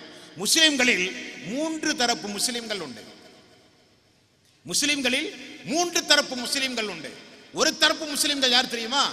அவர்கள் எல்லாம் முஸ்லிமான குடும்பத்தில் பிறந்தோம் என்பதற்காக வேண்டி முஸ்லிமானவர்கள் அல்ல. அவர்கள் எல்லாம் அல்லாஹ்வுடைய வேதத்தை, தூதருடைய பொன்மொழிகளை பார்த்து படித்து விளங்கி இந்த மார்க்கத்தை ஏற்றுக்கொண்ட மக்கள். ஏகத்துவம் என்றால் என்னவென்று அவர்களுக்கு தெரியும். இணை வைத்துடைய விபரீதம் அவர்களுக்கு புரியும். தூதரை பின்பற்றாவிட்டால் மறுமையில் ஏற்படுகிற இழப்புகள் என்னவென்று அவர்களுக்கு தெரியும். இறைவனால் தடுக்கப்பட்ட காரியத்தை செய்தால் ஏற்படுகிற கொடுமை, இறைவனால் அனுமதிக்கப்பட்ட காரியத்தை செய்யும் போது கிடைக்கக்கூடிய பரிசு மறுமை நாளில் என்னவென்றெல்லாம் அவர்களுக்கு தெரியும். அப்படி இஸ்லாத்தில் வார்த்தெடுக்கப்பட்ட சமுதாயம் ஒரு சமுதாயம்.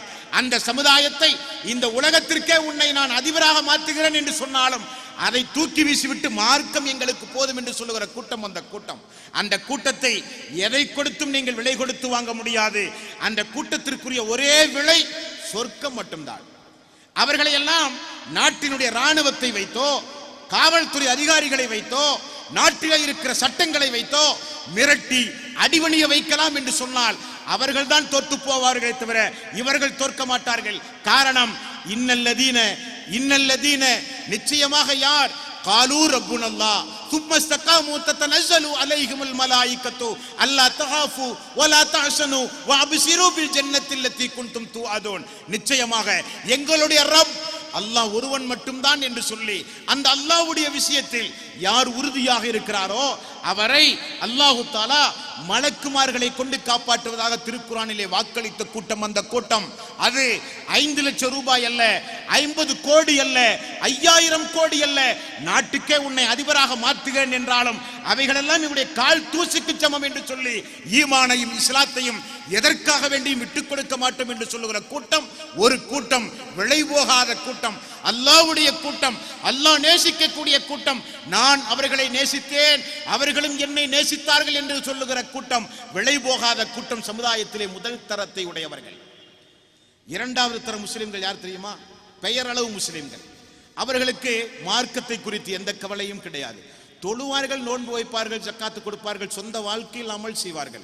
அவர்கள் உண்டு, வீடுண்டு, வியாபாரம் உண்டு, குடும்பம் உண்டு, தன்னுடைய மார்க்கம் உண்டு என்று உலகத்தில் வாழ்ந்து கொண்டிருக்கிற முஸ்லிம்கள் 2ஆம் தரப்பு முஸ்லிம்கள். 3ஆம் தரப்பு முஸ்லிம்கள் என்கிற பெயர் தாங்கிகள் உண்டு. நான் வேதனையோடு சொல்லுகிறேன், அவர்களெல்லாம் சொல்லிக் கொள்ளாமலேயே எப்பொழுதோ இஸ்லாத்தை விட்டு வெளியேறிய சகோதர சகோதரிகள். யார் அவர்கள்? அவருடைய பெயர் அரபியில் இருக்கும். பெண் தாய்மார்கள் எடுத்துக்கொண்டால் பெயர் அரபியிலே இருக்கும், பெண்களுக்கும் ஆண்களுக்கும். ஆனால் அவர்கள் எம்மதமும் சம்மதம் என்று இந்த உலகத்திலே வாழ்கிற மக்கள். அவர்கள் தேவைப்பட்டால் கோயிலுக்கும் செல்வார்கள், சர்ச்சுக்கும் செல்வார்கள். அவர்கள் எல்லாம் விசேஷ பெருவிழா கூட்டங்கள் கிறிஸ்துவ சமுதாயம் மக்கள் நடத்தினால் அங்கும் செல்லுவார்கள். சபரிமலை ஐயப்பனுக்கு தேவைப்பட்டால் மாலையும் போடுவார்கள். கிறிஸ்துமஸை கொண்டாடுவார்கள், ஆயுத பூஜையிலே பங்கெடுப்பார்கள். நடந்து முடிந்த பொங்கல் திருவிழாவை கூட இணையதளம், வாட்ஸ்அப், டெலிகிராம் போன்ற அறிவியல் சாதனங்களின் வாயிலாக நமக்கு வந்த செய்திகளை பார்க்கும் போது குடும்பமாக பொங்கல் நிகழ்ச்சியை கைகூப்பி எடுத்து நடத்துகிற மக்கள் இவர்கள் தான் 3ஆம் தர முஸ்லிம்கள். 200 முஸ்லிம்கள் இந்துவாக மாறினார்கள் என்று சொன்னார்களே, யாரை மாற்றினார்கள்? யார் அவர்கள்? வீதிகளிலே பிச்சை எடுத்து திரிந்து கொண்டிருந்த மக்களுக்கு தொப்பி அணிவித்து அவர்களை மீடியாக்களின் முன்னால் கொண்டு வந்து இப்படிப்பட்ட நான் சொன்ன 3ஆம் தர மக்களை எல்லாம் கொண்டு வந்து மதம் மாற்றுகிறோம் என்று சொல்லி சமுதாயத்தில் இறங்கி இருக்கிறார்கள். இவர்களெல்லாம் இஸ்லாத்திற்கு தேவையில்லாதவர்கள். இவர்கள் இப்படிப்பட்ட கொள்கையுடையவர்கள். எம்மதம் சம்மதம் என்று சொல்லி இஸ்லாத்தில் இருக்கிற காலமெல்லாம் இஸ்லாம் பிற மதத்தவர்களால் விமர்சனம் செய்யப்படும். இவர்கள் இஸ்லாத்தினுடைய துரோகிகள், இவர்கள் இஸ்லாத்திற்கு தேவையில்லாதவர்கள். மண்ணுக்கு பொறுக்காது, மண்ணை படைத்த இறைவனுக்கு கூட பொறுக்காது இவர்களுடைய இப்படிப்பட்ட காரியங்கள். இஸ்லாம் என்றால் என்ன, மார்க்கம் என்றால் என்ன, எப்படிப்பட்ட இந்த மார்க்கம் யாரால் என்ன தியாகத்தால் ஊட்டி வளர்க்கப்பட்டது என்று கூட தெரியாமல் மார்க்கத்தில் வெறுமனே பெயர் தாங்கி முஸ்லிம் ஆண்களாக பெண்களாக சமுதாயத்திலே இன்றைக்கு வாழ்ந்து கொண்டிருக்கிறார்கள். இவர்களெல்லாம் சொல்லிக் கொள்ளாமலேயே இஸ்லாத்தை விட்டு வெளியேறிய மக்கள். அவர்களை குறித்து இங்கே பேச நான் வரவில்லை. அது பெண்களாக இருந்தாலும் சரி, ஆண்களாக இருந்தாலும் சரி. பெண்ணுக்காக, ஆணுக்காக, உலக ஆசாபாசத்திற்காக வேண்டியெல்லாம் உயிரை விட மேலாக மதிக்க வேண்டிய ஒரு மார்க்கத்தை உலக ஆதாயத்திற்காக வேண்டி தூக்கி வீசிவிட்டு செல்கிற மக்கள் இந்த மனித சமுதாயத்திலே உண்டு. நான் மீண்டும் உங்களுக்கு ஞாபகப்படுத்துவதெல்லாம், நாம் யார்? அல்லாஹ்வுடைய பிரதிநிதி, அல்லாஹுவால் படைக்கப்பட்ட அடியார்கள் நாம் எல்லாம். 160 கோடி மக்கள் இந்த உலகத்திலே வாழ்ந்தும் அவனுடைய மார்க்கத்தை பின்பற்றி வாழ்கிற மக்களாக அல்லாஹ் ரப்பல் ஆலமீன் நம்மை தேர்வு செய்திருக்கிறான் என்றால் அந்த பொக்கிஷம், அந்த ஹிதாயத் சாதாரணப்பட்ட ஒன்றல்ல, சாதாரணப்பட்ட ஒன்றல்ல. நான் அடிக்கடி சொல்வதுண்டு, நூஹ் அலைஹிஸ்ஸலாத்து வஸலாம் 950 ஆண்டு காலம் இந்த உலகத்தில் வாழ்ந்த ஒரு இறை தூதர். 950 ஆண்டு காலம் என்று சொன்னால் 9 தலைமுறைக்கு அனுப்பப்பட்ட ஒரே தூதர். அப்படி வைத்துக் கொள்ளுங்கள். 950 ஆண்டு காலம் இந்த பூமியில் ஒரு இறை தூதராக அனுப்பப்பட்டார். அந்த இறை தூதர் தன்னுடைய மகன், தன்னுடைய மனைவிக்கு கூட நேர்வழியை காட்ட முடியவில்லை. காட்டினார், அல்லாஹ் கொடுக்கவில்லை. துடியாய் துடித்தான், யா ரப்பி என்னுடைய மகன், யா ரப்பி என்னுடைய மனைவி. துடியாய் துடித்தார். உலகம் அழிக்கப்படுகிற நேரத்தில் அல்லாஹ் சொன்னான், அவன் உன்னுடைய மகன் அல்ல என்று சொன்னான். ஒரு தூதர் 950 ஆண்டு காலம் இந்த உலகத்திலே இறைவனுடைய மார்க்கத்தை பிரச்சாரம் செய்கிறார். சொந்த மகனுக்கு அல்லாஹ் ஹிதாயத்தை கொடுக்கவில்லை. ஒரே கட்டிலில் படுத்துறங்குகிற மனைவிக்கு ஹிதாயத் இல்லை. மகனும் மனைவியும் அவருக்கு எதிராக பிரச்சாரம் செய்கிற அளவுக்கு நிலைமை மோசமானது. இப்ராஹிம் அலைஹிஸ்ஸலாத்து வஸ்ஸலாம் அவருடைய குடும்ப வாழ்வை அல்லாஹு தஆலா ஹஜ்ஜினுடைய சட்டமாக கூட மாற்றி இருக்கிறான். அப்படிப்பட்ட ஒரு தூதர் அந்த தூதருடைய தந்தைக்கு அல்லாஹ் ரப்பல் ஆலமீன் ஹிதாயத்தை கொடுக்கவில்லை. லூத் அலைஹிஸ்ஸலாத்து வஸ்ஸலாம் அவருடைய மனைவிக்கு அல்லாஹ் ஹிதாயத்தை கொடுக்கவில்லை. ஆனால் பாருங்களேன், அல்லாஹ் ஃபிரௌனுடைய மனைவிக்கு ஹிதாயத்தை கொடுக்கிறான். ஃபிரௌன் என்றால் யார்? தன்னை ரப் என்று சொன்னவன், இஸ்லாமிய மார்க்கத்தை பின்பற்றுகிற மக்களை எல்லாம் கொன்றவன். அவருடைய மனைவிக்கு அல்லாஹ் ஹிதாயத்தை கொடுக்கிறான். ரசூலுல்லாஹி ஸல்லல்லாஹு அலைஹி வஸல்லம் உலக மக்களுடைய கண்களை திறந்தவர், இருளிலிருந்து மக்கள் வெளிச்சத்திற்கு வருவதற்கு காரணமானவர், இஸ்லாமிய மார்க்கத்தை நிலைநிறுத்த அள்ளும் பகலும் பாடுபட்டவர். அவரை வளர்த்தி ஆளாக்கிய அவருடைய தாய் தந்தை, அவருடைய பாட்டனார்கள் யாரும் இஸ்லாமிய மார்க்கத்தை தழுவவில்லை. தாடி நினைகிற அளவுக்கு அல்லாஹ்விடத்தில் அழுதார் அந்த தூதர். ஹிதாயத்து கிடைக்கவில்லை. நபிமார்களுடைய குடும்பத்திற்கு கிடைக்காத ஹிதாயத், நபிமார்கள் எல்லாம் அழுது புலம்பிய ஒரு ஹிதாயத், இலவசமாக எந்த தியாகம் செய்யாமல் அல்லாஹ் நமக்கு தந்திருக்கிறான் என்றால் அதனுடைய விலை வெறுமனே 5 லட்சம் ரூபாயா? அதென்ன அதனுடைய விலை வெறுமனே ஒரு ஆதார அட்டையா? அந்த ஹிதாயத்துடைய விலை வெறுமனே ஒரு ரேஷன் கார்டா? அந்த ஹிதாயத்துடைய விலை வெறுமனே ஒரு பெண்ணா? அந்த ஹிதாயத்துடைய விலை வெறுமனே ஒரு ஆணா? அந்த ஹிதாயத்துடைய விலை வெறுமனே ஒரு உலக ஆசாபாசமா என்றால் மறுமையிலே தோற்று போய் விடுவீர்கள். மரண நேரம் மிக கொடுமையானதாக மாறிவிடும். மன்னரை வாழ்விலும் மறுமையிலும் அல்லாஹ்வுடைய நீதிமன்றத்திலே இருந்து நீங்கள் தப்பிக்கவே முடியாது. இன்ன பத்ஷ ரப்பிக லஸதீத். அல்லாஹ்வுடைய பிடி கடுமையானது, அல்லாஹ்வுடைய பிடி கடுமையானது. யாரெல்லாம் இந்த மார்க்கத்தோடு விளையாடுகிறார்களோ, யாரெல்லாம் இந்த மார்க்கத்தை கேலிக்கூத்தாக நினைக்கின்றார்களோ, யாரெல்லாம் இந்த மார்க்கத்தை உலக ஆசாபாசங்களுக்காக வேண்டி தூக்கி வீசுகிறார்களோ அவர்களை எல்லாம் அல்லாஹ் பார்க்காமல் இல்லை, எல்லாம் அல்லாஹ் பார்த்து கொண்டுதான் இருக்கிறான். ஆகவே ஒரே நேரத்தில் 2 காரியத்தை நாம் செய்தாக வேண்டும். ஒன்று, இஸ்லாம் அல்லாதவர்களுக்கு வேகமாக இஸ்லாமிய மார்க்க பிரச்சாரம் செய்வது நம்முடைய காலத்தின் கட்டாயம். இரண்டாவது, வெறுமனே தூண்டிலை போட்டு மீன் பிடித்தோம் என்பதை போல் இருக்காமல் இஸ்லாத்தில் உள்ள மக்களுக்கு இஸ்லாத்துடைய மகத்துவம், வேதத்துடைய மகத்துவம், தூதருடைய மகத்துவம், மறுமையினுடைய மகத்துவம், ஹிதாயத்துடைய மகத்துவம், இறையச்சத்தினுடைய மகத்துவம், சொர்க்கத்தினுடைய மகத்துவம் இஸ்லாமிய சமுதாயத்திற்கு சொல்லிக் கொடுத்து கொண்டே இருக்க வேண்டும். எதற்காக வேண்டியும் எந்த சூழ்நிலையிலும் இஸ்லாத்தை விட்டுவிடாத சமுதாயமாக இந்த சமுதாயம் மாற வேண்டும். இந்த இஸ்லாம், நாம் பார்க்கிற இந்த இஸ்லாம், எந்த ஒரு மதிப்பும் மரியாதையும் இல்லாமல் நாம் நினைத்திருக்கிற இந்த இஸ்லாம், கொஞ்சம் யோசித்து பாருங்களேன். சீக்கியர்கள் உண்டு, கடவுள் இல்லை என்று சொல்லுகிற நாத்திகர்கள் உண்டு, புத்த மதத்தை பின்பற்றுகிற மக்கள் உண்டு, யூதர்கள் உண்டு, கிறிஸ்தவர்கள் உண்டு, முஸ்லிம்களாகிய நாமும் உண்டு. ஆனால் இந்து சமுதாய மக்கள் ஏன் முஸ்லிம்களுடைய ஈமானுக்கு மட்டும் கொஞ்சம் காஸ்ட்லியான ரேட்டை வைத்திருக்கிறார்கள்? என்ன காரணம்? முஸ்லிம்களுக்கு மட்டும் அவர்கள் மதம் மாறினால் 5 லட்சம் ரூபாய் ஆதார் அட்டை முதற்கொண்டு, ஓட்டை இடி வரை, ரேஷன் கார்டு முதற்கொண்டு, அவர்கள் மீது ஏதாவது பொய் வழக்குகள் போடப்பட்டிருந்தால் அந்த வழக்குகள் முதற்கொண்டு தளர்த்தப்படும் என்கிற அறிவிப்பு வரை முஸ்லிம் சமுதாயத்தின் மீது ஏன் இவ்வளவு அக்கறை என்று சொன்னால் என்ன காரணம்? முஸ்லிம் இஸ்லாம் இந்த உலகத்தையே இன்ஷா அல்லாஹ் வெல்ல போகின்றது. 130 கோடி மக்கள் நான் இருப்பதாக நான் சொன்ன குறிப்பே 2008ஆம் ஆண்டினுடைய குறிப்பு. 2008ஆம் ஆண்டு, நாம் 2015ஆம் ஆண்டிலே இருக்கிறோம். 7 ஆண்டு காலம் பொறுத்து நான் சொல்லுகிறேன் இந்த குறிப்பை. ஆனால் தற்போதைய நிலவரம் என்ன தெரியுமா? அமெரிக்காவில் மட்டும் எந்த நாட்டில் வர்த்தக மையத்தை திட்டம் தீட்டி, யூதர்களுடைய சரித்திட்டத்தால் திட்டம் தீட்டி அந்த வர்த்தக மையத்தை பூமியிலே விழச் செய்து அவைகளெல்லாம் ஒரு தனிப்பட்ட ஒரு மனிதன், ஒரு சமுதாயம் தான் காரணம் என்று சொல்லி ஆப்கானிஸ்தானிலே இருந்து, ஈராக்கிலே இருந்து, ஈரான் வரை, சிரியா முதற்கொண்டு யமன் நாடு வரை, பாகிஸ்தான் முதற்கொண்டு முஸ்லிம்கள் வாழுகிற பெருநகரங்களில் எல்லாம் முஸ்லிம்களை இன படுகொலை செய்து யாரெல்லாம் எந்த நாட்டினரெல்லாம் முன்னுக்கு நின்றார்களோ, அந்த அமெரிக்காவினுடைய சமீபத்திய செய்தி என்ன தெரியுமா உங்களுக்கு? நான் சொல்லுகிற இந்த செய்தி சவுதியிலிருந்து வெளிவந்த செய்தி அல்ல. அமெரிக்காவினுடைய அதிகாரப்பூர்வமாக நடத்தப்படுகின்ற CNN என்கிற தொலைக்காட்சியில் வந்த செய்தி என்ன தெரியுமா? 12 வருடத்தில் 1200 பள்ளிகள் அமெரிக்காவிலே அதிகமாக இருக்கிறது. 12 வருடத்தில் ஒரு வருடத்திற்கு 100 பள்ளிகள், ஒரு வாரத்திற்கு 2 பள்ளிகள் அமெரிக்காவிலே இன்றைக்கு வேகமாக கட்டப்பட்டு முஸ்லிம்கள் எல்லாம் இன்றைக்கு பள்ளியை நோக்கி செல்லுகிற காட்சி. இதெல்லாம் வெளிநாட்டிலே இருந்து பணிபுரிந்து சென்ற மக்களுடைய விவகாரம் அல்ல. சொந்த அமெரிக்கா நாட்டை சார்ந்த மக்கள், ஆங்கில பேசுகிற மக்கள், நாட்டினுடைய குடிமக்கள் சாறை சாறையாக இன்றைக்கு இஸ்லாத்தை நோக்கி வந்து கொண்டிருக்கிறார்கள். பிரான்சில் திட்டமிட்டு ஒரு பத்திரிகையில் அல்லாஹ்வுடைய ரசூலை குறித்து ஒரு செய்தி வெளியிட்டு அதன் மூலம் ஒரு கலகத்தை உண்டாக்கினார்கள். கலகத்துடைய வெளிப்பாடு என்ன என்று யாராவது சொன்னார்களா? கலகத்துடைய வெளிப்பாடு என்ன? யார் அந்த முஹம்மது? ஒரு தனிப்பட்ட ஒரு மனிதரை ஒரு பத்திரிகையில் போட்ட ஒரே காரணத்திற்காக வேண்டி நாடே இன்றைக்கு எதிர்ப்பு தெரிவிக்கப்படுகிறது என்று சொன்னால் அந்த மாமனிதர் யார் என்று சொல்லி மக்கள் இன்றைக்கு படிக்க ஆரம்பித்தார்கள். அதே பிரான்சில் அந்த செய்திக்கு பிறகு முக்கியஸ்தர்கள் இஸ்லாத்தை தழுவியிருக்கிறார்கள். இஸ்லாத்தை வீழ்த்த நினைக்கும் பொழுதெல்லாம் அந்த இஸ்லாம் வளர்ந்து கொண்டே இருக்கின்றது.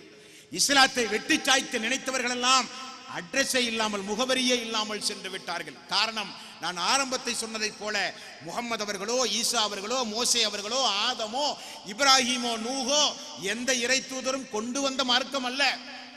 இறைவனுடைய மார்க்கத்தை சொல்ல வந்தவர்கள் அவர்கள். மார்க்கத்திற்கு சொந்தக்காரன் அல்லாஹ்வுடைய ரசூல் முஹம்மது நபி ஸல்லல்லாஹு அலைஹி வஸல்லம் அவர்கள் அல்ல. மார்க்கத்திற்கு சொந்தக்காரன் அல்லாஹ் ரப்பல் ஆலமீன். ஆகவே தான் அல்லாஹ் அறிவிப்பு செய்கிறான், இன்னத்தீன இன்தல்லாஹில் இஸ்லாம், இன்னத்தீன இன்தல்லாஹில் இஸ்லாம். இஸ்லாம் என்பது மட்டும்தான் அல்லாஹுவால் அங்கீகரிக்கப்பட்ட மார்க்கம். அல்லாஹ் இந்து மதத்தையோ, கிறிஸ்தவ மதத்தையோ, யூத மதத்தையோ, புத்த மதத்தையோ, சீக்கிய மதத்தையோ, கடவுள் இல்லை என்று சொல்கிற நாத்திக மதத்தையோ அல்லாஹ் ஒரு காலம் அங்கீகரிக்க மாட்டான். இன்னத்தீன இன்தல்லாஹில் இஸ்லாம் லா இக்ரஹ ஃபித்தீன். இந்த மார்க்கத்தில் எந்த கட்டாயம் இல்லை என்று அல்லாஹ் ரப்பல் ஆலமீன் சொல்லிவிட்டான். ஆகவே இந்த மாநாட்டினுடைய மைய கருத்து, இஸ்லாம் ஒருபுறம் வேகமாக வளர்ந்து கொண்டிருக்கின்றது. இஸ்லாம் ஒருபுறம் அசூர வேகத்தில் வளர்ந்து வருகிறது. இஸ்லாம் ஒருபுறம் இந்த உலகத்தை இன்னும் குறுகிய ஆண்டு காலத்தில் ஆட்சி செய்ய போகிற அதிவேக சூறாவளியோடு இஸ்லாம் ஒருபுறம் வளர்ந்து வருகிறது. இன்னொரு புறம் இஸ்லாத்தை பின்பற்றுகிற நாம் இஸ்லாத்தை அறியாமலேயே வாழ்ந்து கொண்டிருக்கிறோம். அது காலத்தின் கட்டாயம். உங்களை நீங்கள் மாற்றிக்கொள்ள வேண்டும். இஸ்லாம், நான் ஒரு முஸ்லீம் என்றால், முஸ்லீம் என்றாலே அவர்கள் அறிவுடையவர்கள் என்று பொருள். ஒரு முஸ்லீம் என்றால் அது அறிவுடைய பெண் என்று பொருள். ஒரு முஸ்லீம் இடத்தில் மூட பழக்க வழக்கம் இருக்காது. ஒரு முஸ்லீம் இடத்தில் அனாச்சாரங்கள் இருக்காது. ஒரு முஸ்லீம் இடத்தில் மார்க்கத்திற்கு புறம்பான வித்யாத்தான காரியங்கள் இருக்காது. ஒரு முஸ்லீம் இடத்தில் அல்லாஹ்வுக்கு இணை வைக்கக்கூடிய காரியங்கள் இருக்காது. ஆனால் சமுதாயத்தோட நிலைமை என்னங்க? வமா யுமினு அக்ஸரஹும் பில்லாஹி இல்லா வஹும் முஷ்ரிகூன். பெரும்பான்மையான மக்கள் ஈமான் கொண்டிருக்கிறார்கள், ஆனால் இணை வைத்தல் கலந்திருக்கிறது என்று அல்லாஹ் ரப்பல் ஆலமீன் சொல்கிறான். எய்ட்ஸை காட்டிலும், கேன்சரை காட்டிலும், என்னென்ன படு பயங்கரமான மனித உயிரை பறிக்கக்கூடிய நோய்கள் உண்டுமோ அவைகளை காட்டிலும் மிகப்பெரிய நோய் அல்லாஹ்வுக்கு இணை வைக்கக்கூடிய காரியம். இவைகளெல்லாம் சர்வ சாதாரணமாக ஒரு புறம் இஸ்லாமிய சமுதாயம் செய்து கொண்டிருக்கிறது. இன்னொரு புறம் தங்களால் முடிந்த நேரத்தை ஒதுக்கி, பொருளாதாரத்தை ஒதுக்கி இந்த இஸ்லாமிய சமுதாயத்திற்கு குன்தும் ஹைர உம்மத்தின் உஹ்ரிஜத் லின்னாஸ் தஅமுருன பில் மஅரூஃப் வ தன்ஹவுன அனில் முன்கர் வ துமினூன பில்லாஹ். படைக்கப்பட்ட சமுதாயத்தில் நீங்கள் தான் சிறந்த படைப்பு என்று அல்லாஹ் சொல்கிறான். அந்த சிறப்பு அவர்களுக்கு எப்படி வந்தது? அவர்கள் அதிகமான பொருளாதாரத்தை திரட்டிய காரணத்தினால் சிறந்த படைப்பு என்று அல்லாஹ் சொல்கிறானா? மிகப்பெரிய கோத்திரத்தில் குடும்பத்தில் பிறந்த காரணத்தினால் அவர்களுக்கு அந்த சிறப்பு என்று அல்லாஹ் சொல்லுகிறானா? அவர்கள் எப்படி அந்த சிறப்பை அடைந்தார்கள் என்பதை அல்லாஹ் சொல்கிறான். குன்தும் ஹைர உம்மத்தின் உஹரிஜத் லின்னாஸ் தஅமுருன பில் மஅரூஃப் வ தன்ஹவுன அனில் முன்கர் வ துமினூன பில்லாஹ். அந்த சமுதாயம் ஏன் சிறப்பை அடைந்தது தெரியுமா? நன்மை ஏவுகிறார்கள், தீமையை தடுக்கிறார்கள். அல்லாஹ்வை பரிபூர்ணமாக அந்த மக்கள் நம்பி இருக்கிறார்கள் என்று அல்லாஹ் சொல்கிறான். அந்த நிகழ்ச்சி தான் இன்றைக்கு இங்கே நகர்ந்து கொண்டிருக்கிறது. இந்த நிகழ்ச்சி எதற்காக? ஏன் இந்த நிகழ்ச்சி? அல்லாஹ்வுடைய ரசூலிடத்திலிருந்து ஒரு பாடம் படிக்க வேண்டும். ஒரு நாள் இப்னு மஸ்ஊத் ரலியல்லாஹு அன்ஹு அவர்களை அல்லாஹ்வுடைய ரசூல் அழைக்கிறார்கள். அழைத்து அல்லாஹ்வுடைய ரசூலிடத்திலே அல்லாஹ்வுடைய ரசூல் அழைத்த உடனே வந்தார். அல்லாஹ்வுடைய ரசூல் சொன்னார்கள், எனக்கு முன்னால் நீங்கள் திருக்குர்ஆனை ஓதுங்கள் என்கிறார். இப்னு மஸ்ஊத் அவர்கள் கேட்டார்கள், யா ரசூலல்லாஹ், உங்களுக்கே குர்ஆன் இறக்கப்பட்டிருக்கும் போது நான் உங்களுக்கு திருக்குர்ஆனை ஓதி காண்பிக்க வேண்டுமா யா ரசூலல்லாஹ்? பிறர் ஓத நான் கேட்க ஆசைப்படுகிறேன் என்றார் அல்லாஹ்வுடைய ரசூல். ஓத ஆரம்பித்தார் அந்த தோழர். ஒரே ஒரு வரி வந்தது. அந்த வரியில் என்ன இடம் பெற்றதென்றால், மறுமையில் எந்த சமுதாயத்திற்கு தூதர்கள் அனுப்பப்பட்டார்களோ அந்த தூதரும் விசாரிக்கப்படுவார், அந்த சமுதாயம் விசாரிக்கப்படும் என்கிற ஆயத் வந்தவுடனே நான் அல்லாஹ்வுடைய ரசூலை பார்த்தேன். தேம்பி தேம்பி ரசூலுல்லாஹி ஸல்லல்லாஹு அலைஹி வஸல்லம் அவர்கள் அழுது கொண்டே இருந்தார்கள். ஓதுவதை நிறுத்துங்கள் என்றார். நான் அல்லாஹ்வுடைய ரசூலை பார்த்தேன். தலையை கீழே தொங்க விட்டு அழுதார்கள். என்னையுமா அல்லாஹ் மறுமை நாளிலே விசாரிக்க போகிறான் என்று சொல்லி. ஏன்? எனது உரையினுடைய இறுதியில் அந்த சம்பவத்தை உங்களுக்கு நான் சொல்கிறேன் என்று சொன்னால், தூதர்களை மறுமையில் அல்லாஹ் நிறுத்தி விசாரித்து என்ன கேட்பான் தெரியுமா? உங்களை நான் ஒரு தூதராக அனுப்பினேனே, அந்த தூது பணியை, என்னுடைய மார்க்கத்தை முழுமையாக நீங்கள் மக்களுக்கு சொன்னீர்களா என்கிற ஒரு கேள்வி தூதர்களிடத்தில் அல்லாஹ் ரப்பல் ஆலமீன் கேட்பான். அந்த சமுதாயத்தை நிப்பாட்டி வைத்து அல்லாஹ் கேட்பான். ஆகவேதான் ரசூலுல்லாஹி ஸல்லல்லாஹு அலைஹி வஸல்லம் அரஃபா பேருரையின் போது மக்களுக்கு சொல்ல வேண்டிய விஷயங்களை எல்லாம் சொல்லிவிட்டு இறுதியாக கேட்டார்கள், இன்னும் கொஞ்ச நாளில் தான் மரணிக்க போகிறோம் என்பதை புரிந்து கேட்டார்கள். ரசூலுல்லாஹி ஸல்லல்லாஹு அலைஹி வஸல்லம், நான் இந்த மார்க்கத்தை முழுமையாக சொன்னேனா என்று கேட்டார்கள். இடி முழக்கம் போல ஒட்டுமொத்த சஹாபாக்களும் குடும்பமாக சொன்னார்கள், ஆமாம் யா ரசூலல்லாஹ், இந்த மார்க்கத்தை ஒளிவு மறைவு இல்லாமல் மிக தெளிவாக அல்லும் பகலும் பாடுபட்டு நீங்கள் சொன்னீர்கள் என்று சொன்னார்கள். ரசூலுல்லாஹி ஸல்லல்லாஹு அலைஹி வஸல்லம், அல்லாஹ்வே நீ சாட்சி, அல்லாஹ்வே நீ சாட்சி என்றார்கள். அதுதான் இந்த மாநாட்டினுடைய இறுதி அறைகூவல். இந்த சமுதாயத்தில் வாழ்ந்து கொண்டிருக்கிற மக்கள், இந்த கோவை மாநகரத்தில் வாழ்ந்து கொண்டிருக்கிற மக்கள், அல்லாஹ்வே இவர்களுக்கு இந்த மார்க்கம் குறித்து தெரிந்தும் இவர்களுக்கு எங்களுக்கு சொல்லவில்லை, எங்களை தினசரி சந்தித்தும் இந்த மார்க்கம் குறித்து எங்களுக்கு ஒன்றும் சொல்லவில்லை என்று இறைவனுடைய நீதிமன்றத்தில் எங்களுக்கு எதிராக, இந்த ஜமாத்திற்கு எதிராக நீங்கள் ஆட்காட்டி விரலை உயர்த்தி குற்றவாளி கூண்டில் நிறுத்தி எங்களை அல்லாஹ்விடத்திலே காட்டிக் கொடுத்து விடக் கூடாது என்பதற்காக வேண்டி, மறுமையில் எங்களை காப்பாற்றிக் கொள்வதற்காக வேண்டி, இன்னும் மறுமையில் நாம் அனைவரும் நரக நெருப்பிலிருந்து நம்மை காப்பாற்றுவதற்குத்தான் இந்த நிகழ்ச்சி. இந்த நிகழ்ச்சியினுடைய இறுதியில் ஒன்றை மட்டும் நான் சொல்லுகிறேன். எங்களுக்கெல்லாம் அல்லும் பகலும் உழைத்த உடம்பிலே தெம்முண்டு. ஆனால் ஒரு கை கொட்டினால் சப்தம் வராது, பலகை கொட்டினால் தான் சப்தம் வரும். காலத்தின் கட்டாயம், அதிகார வர்க்கம், ஆட்சி வர்க்கம், பொருளாதாரம், ஆள்பலம், ஒட்டுமொத்த சக்தியும் கையிலே வைத்துக் கொண்டு இஸ்லாத்தை அழிக்க நினைக்கிற கூட்டம் ஒரு பக்கம் இருக்கின்றது. அதற்கு மத்தியில் வாழ்ந்து கொண்டிருக்கிறோம். எல்லாம் அல்லாஹ்வுடைய உதவி நமக்கு உண்டு. ஆனால் முடிந்தவரை இந்த மார்க்கத்தை பிற மக்களுக்கு எடுத்து சொல்லிவிட்டு மரணியுங்கள். அப்படி மரணிப்போம் என்கிற உறுதியோடு இந்த மைதானத்தில் இருந்து நீங்களும் நானும் புறப்பட வேண்டும். இஸ்லாம் எங்களுடைய உயிரை விட மேலாக நாங்கள் மதிக்கிற மார்க்கம். இந்த இஸ்லாத்திற்காக வேண்டி குடும்பமாக தியாகம் செய்து இந்த மார்க்கத்தை எங்களுடைய கையிலே தந்திருக்கிறார்கள் இந்த எங்களுடைய முன்னோர்கள். இந்த மார்க்கத்தை நாங்கள் மரணிப்பதற்கு முன்னால் யாருக்காவது இந்த மார்க்கத்தை எடுத்து சொல்லிவிட்டுத்தான் நாங்கள் மரணிப்போம் என்கிற ஒரு உறுதி தாய்மார்களாகிய நீங்களும் வந்திருக்கக்கூடிய சகோதரர்களும் ஒரு உறுதி பிரமாணம் எடுக்க வேண்டும்.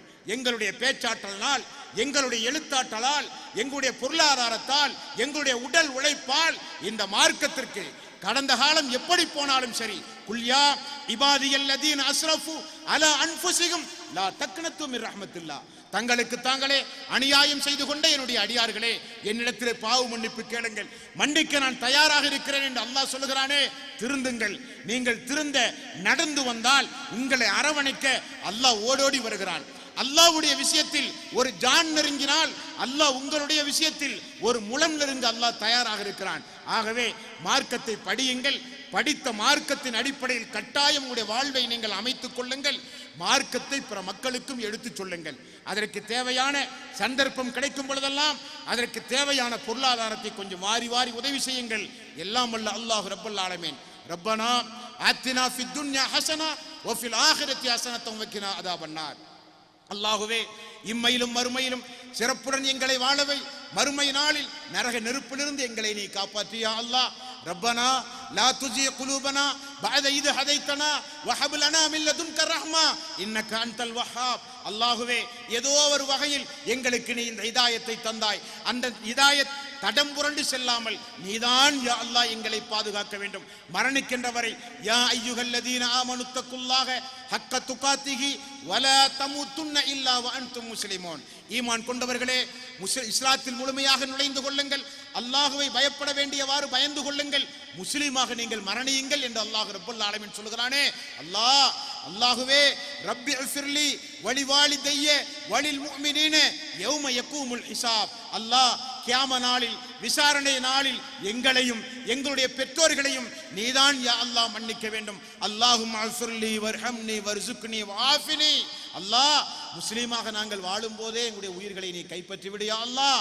இஸ்லாத்திற்கும் இஸ்லாமியர்களுக்கும் மிகப்பெரிய அச்சுறுத்தல்கள் நாளுக்கு நாள் உருவானாலும் மார்க்கம் உன்னுடையது. எங்களால் முடிந்தவரை உழைக்க நாங்கள் தயாராக இருக்கிறோம். நீயே எங்களை பாதுகாப்பாயாக என்று பிரார்த்தனை செய்து உறுதி பிரமாணம் எடுத்து இந்த சபையிலே இருந்து நிச்சயம் நீங்களும் நானும் விடைபெற வேண்டும். அல்லாஹ்வுடைய மாபெரும் கிருபையினால் இதுவரை வெளி ஊர்களில் இருந்தெல்லாம் வருகை தந்து இந்த மாநாட்டினுடைய அழைப்பை கேட்ட மாத்திரத்திலேயே ஓடோடி வந்து இந்த மாநாட்டு உரையை ஆரம்பத்திலே இருந்து இதுவரை கேட்டு சென்ற உங்கள் அனைவர்களுக்கும் மீண்டும் ஒரு முறை எங்களுடைய ஜமாத்தின் சார்பாக மனமார்ந்த நன்றிதனையும் பாராட்டுதனையும் தெரிவித்துக் கொள்கிறோம். ஜமாத்தின் மூலம் என்றைக்காவது இது போன்ற நலப்பணிகள் நடப்பதாக நீங்கள் கேள்விப்பட்டால் உங்களுடைய பொருளாதாரத்தை வாரி வாரி இந்த ஜமாத்திற்கு கொடுத்து உதவுமாறு அன்புடன் கேட்டுக்கொண்டு முடிக்கின்றேன். வாஹிரு தவ்வானா அனில் ஹம்துலில்லாஹி ரப்பில் ஆலமீன். அஸ்ஸலாமு அலைக்கும் வரஹ்மத்துல்லாஹி வபரகாத்துஹு.